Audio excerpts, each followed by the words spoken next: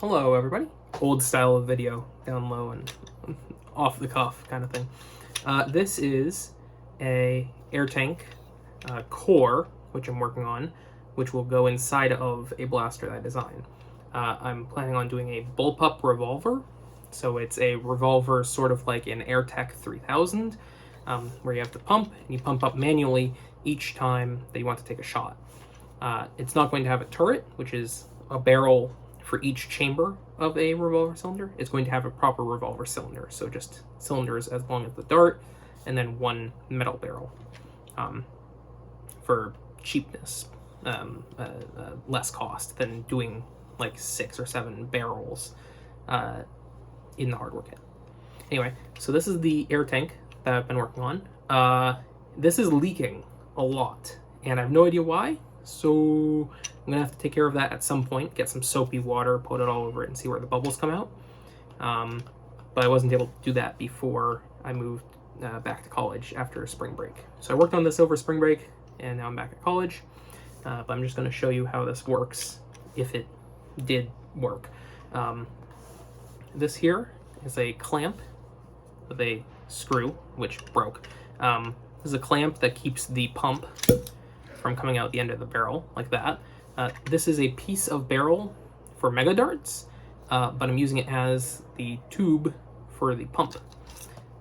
This is a air pump modeled similar to how one on like a Hornet would work. So this O-ring seals as you pump forwards, and then as you pull it back, the O-ring slips forwards, and then there's little grooves under it in the front section, which lets it come backwards without trying to suck air back this direction. So it only pumps air that way, which is what you want.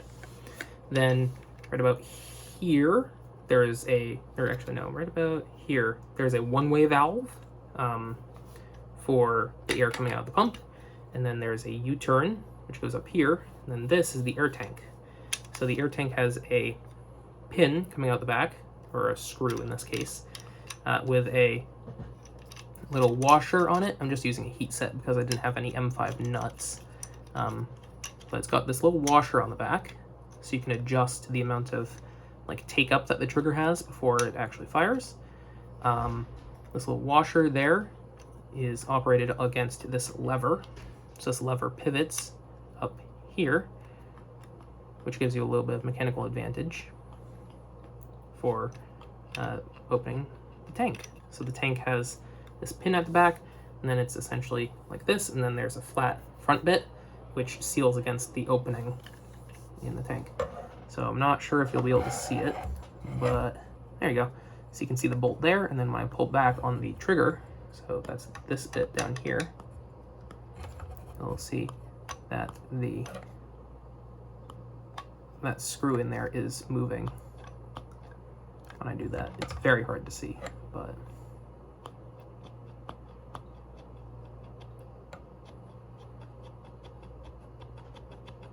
it's moving.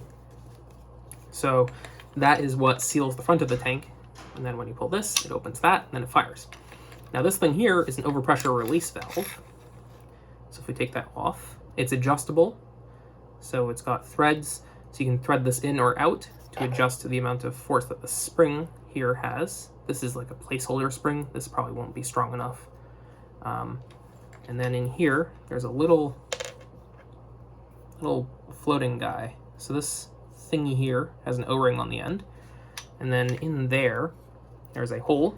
And that hole goes into the air line that feeds up from the pump and then up to the tank. So the air that is in the tank is able to come out of this hole for overpressure relief. So if you pump this up a lot, then this little thing will pop out of that hole and release the pressure. So that lets you change the FPS that you want, and also makes it safer. So this little guy here has the spring on it, like that, and then the cap has a little divot in it.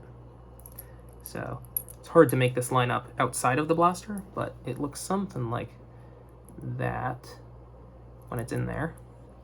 And then adjusting this in and out just moves it more or less pre-compression on that. and then that little O-ring on the tip of that seals against that hole in there. So if we thread this on, you can see you would get less FPS if you thread it that way, more FPS the tighter it goes. And then right now, when this is tightened all the way, it fully seals up that hole. So that's the OPRV.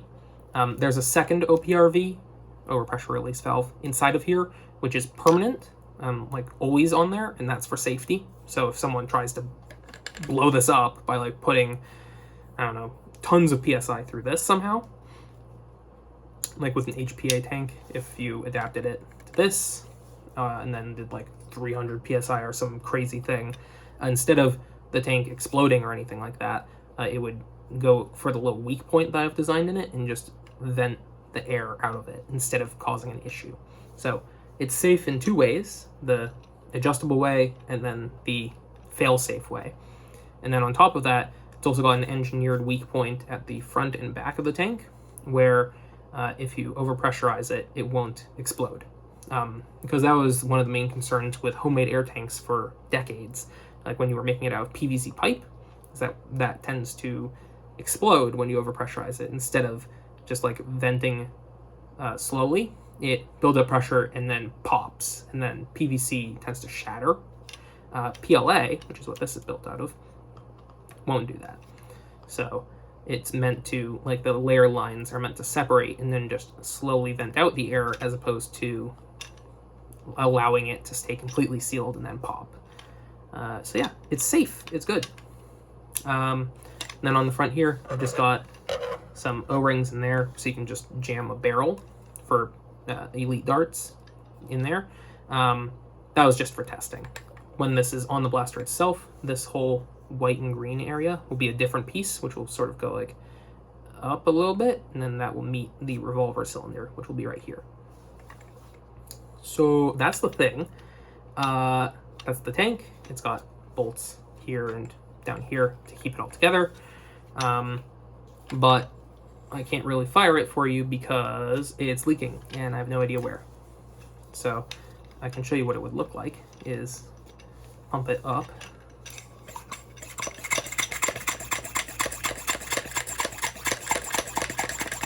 And then you would fire it like this. And you can hear it gets just a tiny bit of pressure in there. Like it does sort of work.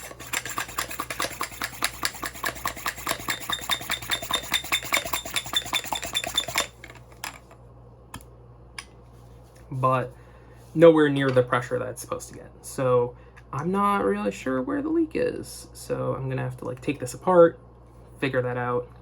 Because I'm pretty sure that's not a design issue. Like I put all the O-rings in the correct spots. I have this in CAD. So like I'm pretty sure that all the airways are sealed. I just don't know why air no work. So I'm gonna have to figure that out.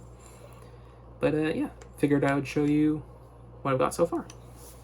So that's that. This has no name. It's just an air tank right now, or like a revolver air tank blaster. It has no name yet. I also haven't designed the blaster itself yet, but this whole chunk is going to be fully encased in blaster.